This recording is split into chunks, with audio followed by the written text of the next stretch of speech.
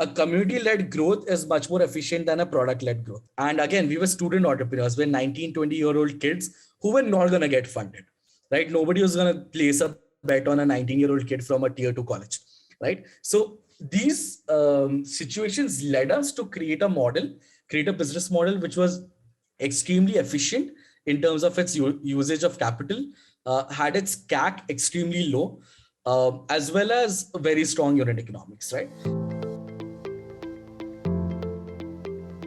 I want to go back to the original days of building MyCaptain, when you were bootstrapping it. Would love to know, because a lot of our audience here also comprises of people who are early in their journey. How was bootstrapping like for you guys? I come from an era where there was this bubble around startups was bursting. So this was 2015-ish, right? So suddenly the funding had dried out.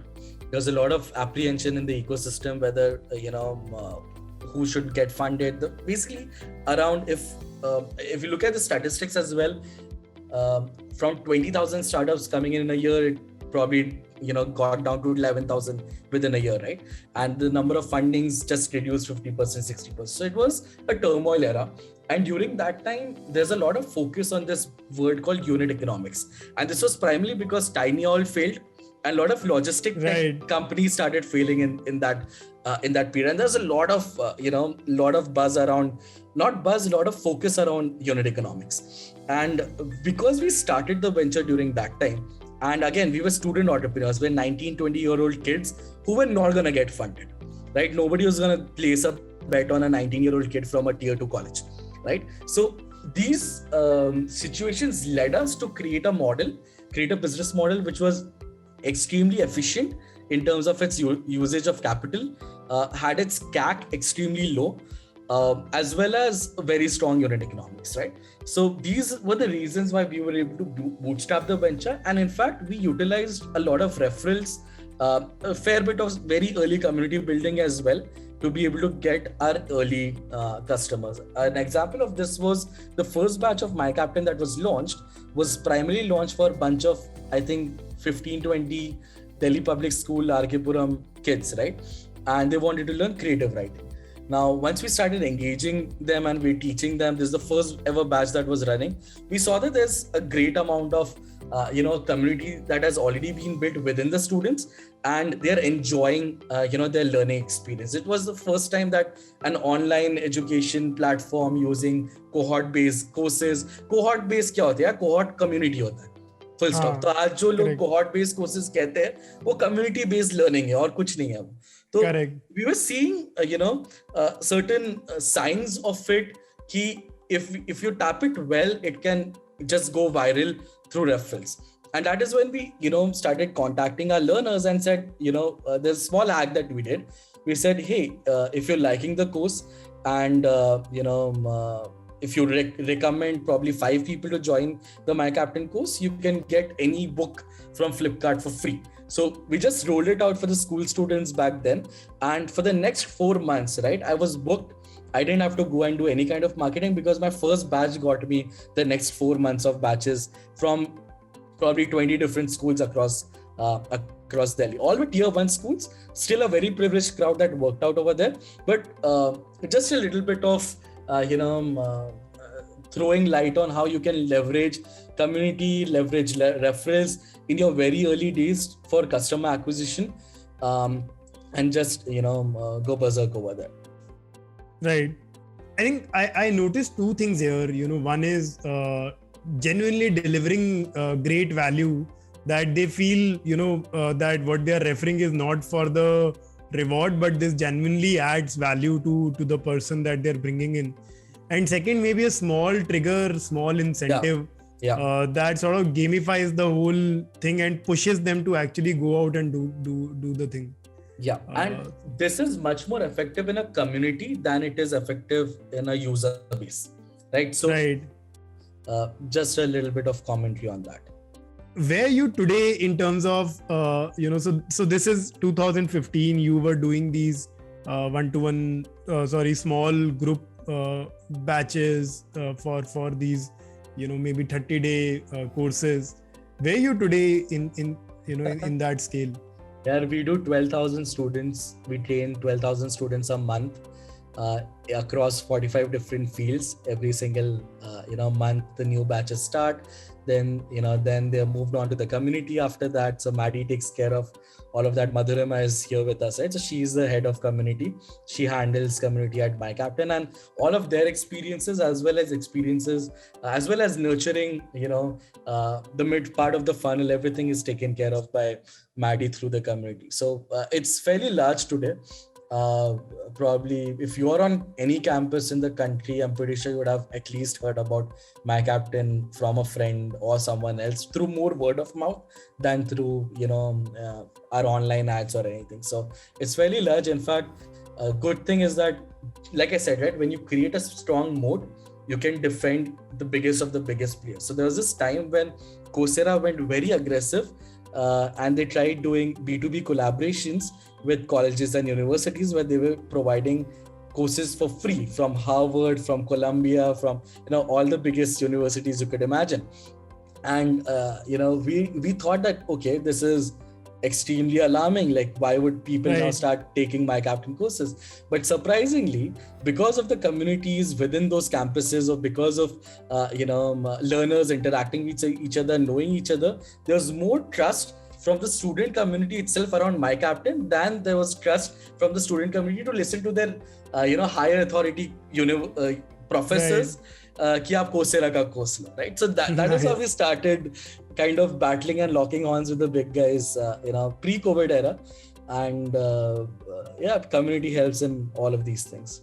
And all this while you were bootstrapping, right? This funding was your first fundraise that you did. Yeah. And how big was your team before you raised the funds? So around 200 people was our team before we raised funds. Yeah. Wow. So you built a team of 200 people, all bootstrapped. Completely. That's very, very inspiring. I think for me, definitely, but I'm sure a lot of our guests as well, a lot of our people here as well. Yeah. I want to understand a little bit on what you just said. You started a lot from focusing, having communities into different campuses, different colleges. Yeah. And now you're building a very, very online first community of these students. What has been the journey in terms of the transition, and can you share some pros and cons of offline and online communities? Offline communities are very difficult to scale, right? For example, I come from a background of working for ISEC and Enactus, right? And ISEC is the world's largest youth-run organization. Crazy, like around 1 lakh people as community members across the world trying to connect with each other. But that had been built over almost 80 years, right? Compared to, what, let's say, a product folks today would be. Product folks would be at probably, half of the scale within 1.5 years of starting product folks. So the scale that comes with an online community is so large and so huge that offline communities cannot be compared to it at all. And the amount of efforts and energy that is needed to build upon an offline community and look into the logistics of it, looking into the growth of it is fairly difficult compared to an online community. So while we started off as offline communities initially and try to work around our ways when we were in college, etc., the way forward always was online, and it's much more easier to collaborate and to scale an online community compared to an offline community. However, there's always an aspect where there's a sweet spot between how do you build a hybrid community, right? Which is online and which is offline. So this was the pre-COVID era where what we started doing was, hey, we had around 1 lakh students who had already learned with MyCaptain. I'll say 70,000, 80,000 around that time. And they were spread across primarily 8 or 9 cities. And what we did was we started engaging them in offline meetups, offline events, offline boot camps, and even things like retreats and going out for a 2-3 day camp, etc., right? So we started building that in. could have scaled because the online platform was there, because everything was in place, there was enough resources to invest into it to scale. But the COVID era came in and we couldn't really scale that. So I won't be able to tell you, how it works or whether it works or not, because right at the moment where we thought we were able to crack it, the world completely transformed and changed. So now that hopefully COVID is gone, are you thinking of doing that back again, like certain things offline, or that is at least not in your mind right now? Not at all in our minds right now, Nipun. In fact, we were very aggressive on the offline space earlier. We said, why can't we create something like a cult, which is like a, fitness center? Why can't we create learning centers like cult across the country, right? And then post-COVID, things have changed. Post-COVID, there's more belief in online education as well, and it's much easier to do this than to do offline stuff, right? So we are not focusing on offline or hybrid communities at the moment, but perhaps in the future, you never know. Moving ahead, I want to also very, very quickly talk about your one initiative that I could read called Power Talks, where about 30,000 students had signed up for it, and saw a very, very high attendance as well. About 65% of them is what I read. People attended. So can you tell us like few learnings from that campaign, which probably can be applied today? So MyCaptain Power Talks was a mix of an influencer campaign with learning and a top of the funnel activity with a branding touch to it. Very, very confused kind of a thing, but सब चीज करना चाहते थे क्योंकि bootstrap company था, तो ये branding भी होनी चाहिए, ये भी होना चाहिए, वो भी होना चाहिए, ये conversion भी आना चाहिए, return on investment भी आना चाहिए, सब चीज आना चाहिए, right? So what we did was we got Veerdas, we got Tanmay Bhatt, Simon Toffel, Yaya Bhootwala, Ravindra Singh, a lot of these great performance art people from the performance arts segment, writing segment, content space, etc. come in, right, and take live classes, take courses onto the platform as well. And we had more than 30,000-40,000 people registering for the Power Talks, and fair amount of people turning up and showing up for the live classes. But what we saw was the conversion rates vastly differed based on the celebrity that was coming in. For example, when Tanmay came in, probably 8,000 or 9,000 people registered for it, 6,000-7,000 came in for the session, but the course that was associated with that, which was social media content creation course hum karte the, usme hardly 10 or 12 people paid, right? So okay, what we realized was it was from such a huge volume, the conversion was so low because the people came in for Tanmay and they didn't come in to actually become a professional in that field or learn skills in that field. So things that you should keep in mind if you're doing some celebrity-led engagements, are people coming in for interacting with the celebrity, or are they coming in to interact with the promise of your brand, right? Or the service of your brand with an intent of engaging with your brand. So that is something that we saw. Whereas when we saw a Ravinder Singh taking a novel writing workshop, the conversions were upwards of 8 to 10%, which is humongous. Already if there are 2,000 people attending it, 200 log eventually paid for the novel writing course.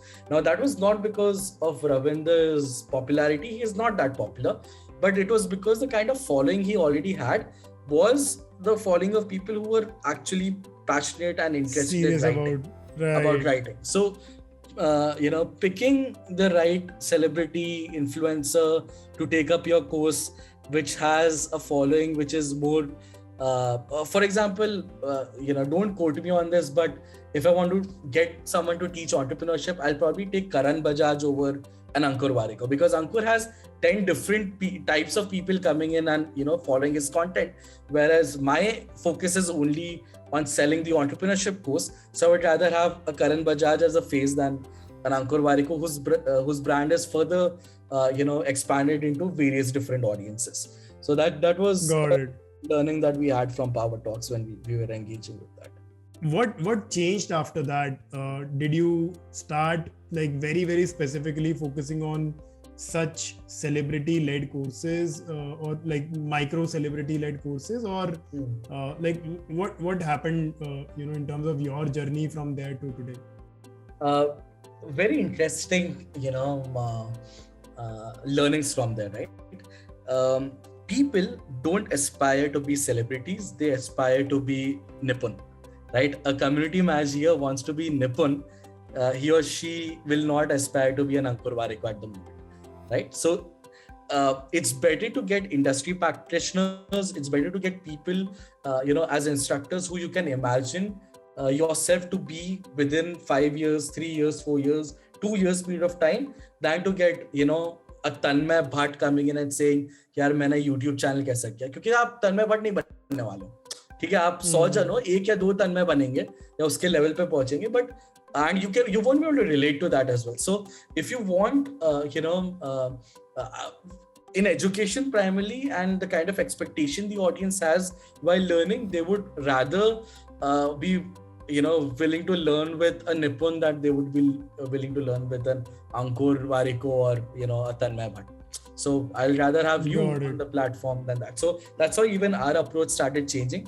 We wanted to experiment with the celebrity-led model with Power Talks, and then we realized, no, this is not the right way to be focused on outcomes or to be true to your learners.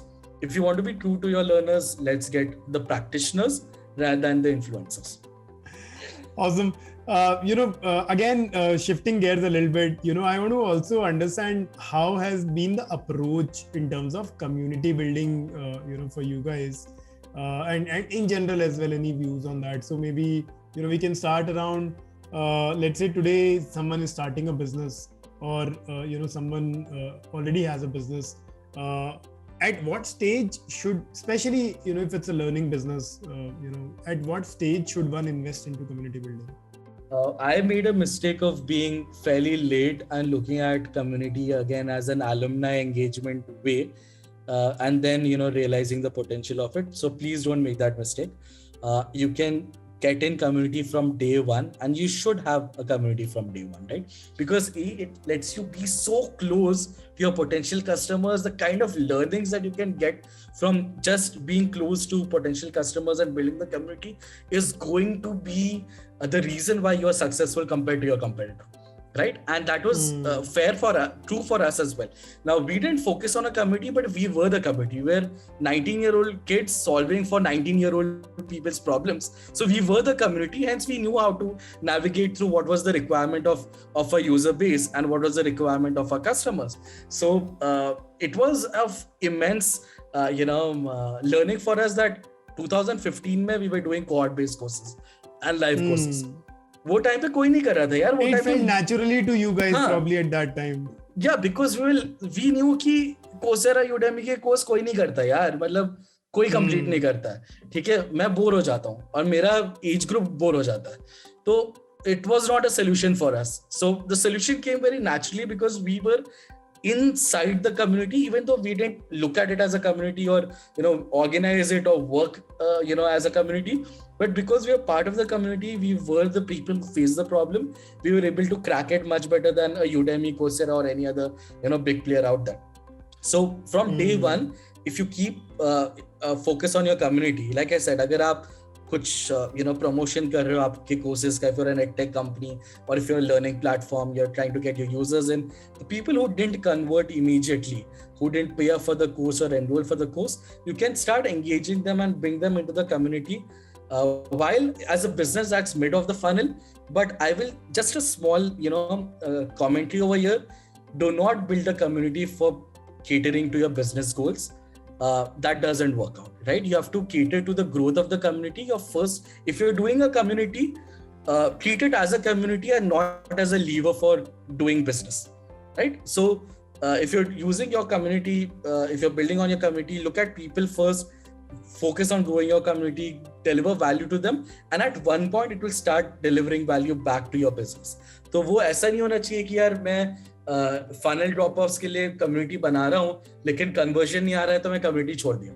I'm not focusing on that. क्योंकि वो नहीं आएगा. वो first 2 महीने 3 महीने 6 महीने तक के नहीं आएगा.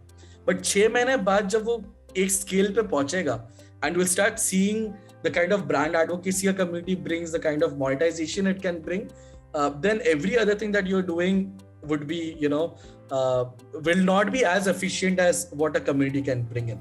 A community-led growth is much more efficient than a product-led growth. In fact, despite having funding today, I am moving away my resources from technology and taking a product-first approach to a community-first approach. Because I know community-led growth is much more efficient, much more faster, can give me brand advocacy, is lesser of a barrier than how product PLG is. So CLG is it, man. If you don't have enough resources, you can grow as fast as any other player out there if you're able to crack the community. How has been like some of the metrics that you measure at MyCaptain? So over the last 6 months, when we did a more app first approach or more growth first approach towards community, is we started first focusing on engagement and retention and then focus on growth. So पिछले 3-4 महीने especially we started seeing engagement is great, retention is better. Now over the next 6 months we are focusing on growth, right? So, and see, this is not going to be the case for early people over here. This is the case for me because I have 200,000 paid users already. So for me, the growth was not the first priority. For me, the engagement and retention of the community was a priority. We cracked that, and now the next 6 months are going to be about growth. Now, when I'm talking about growth, the North Star metric that we are chasing is number of registrations for our events or activities that we do within the app or within the course, and number of registrations. The reason why we're taking that up is because as a North Star metric, we have to grow the number of registrations, and the number of registrations will grow only if there are enough number of new people getting added to the community, and there are enough number of events happening for that. So it's a combination of new people and number of events that is going to be resulting in the number of registrations for each of the event that's happening. By event, I mean, let's say a weekend workshop, a podcast like this, a town hall that you guys are hosting, an internship drive that may be happening, some other competition that we may be running, an open mic that we may be doing. So all of these are different types of engagements and events that we do. So the number of registrations for these events is a North Star metric that we are chasing, which takes care of two things. One, is the community growing? Are there a more number of people coming into the community? Because if the community is not growing, then आप कितने भी events कर लो, number of registrations flat हो जाएगा, ठीक है? And the second is are there enough number of events and relevant events? Because if I get so many number of people into the community, but I don't have relevant events for that or enough number of events for that, again the number of event registrations are going to flatline or in fact even drop, right? So it's a good balance of a good NSM with two counter metrics or two things that are countering it, and to keep a check and balance on the growth metric. So that's how we look at the NSM or the North Star metric for community. All right then. Thank you so much, Zeeshan, for patiently answering all the questions. It was really, really nice learning a lot from the perspective of someone who bootstrapped to building a community at this scale today. And we could see a lot of interesting learnings, interesting patterns. While I would still call it out that whatever we learned today is still a work in progress draft for the whole industry, I would say, and I'm happy at least we are moving forward towards sharing that learning with everyone in some way. So thank you so much, Zeeshan, and anyone if you're looking to learn anything in these new age careers, do check out MyCaptain. It's a very, very interesting portal, and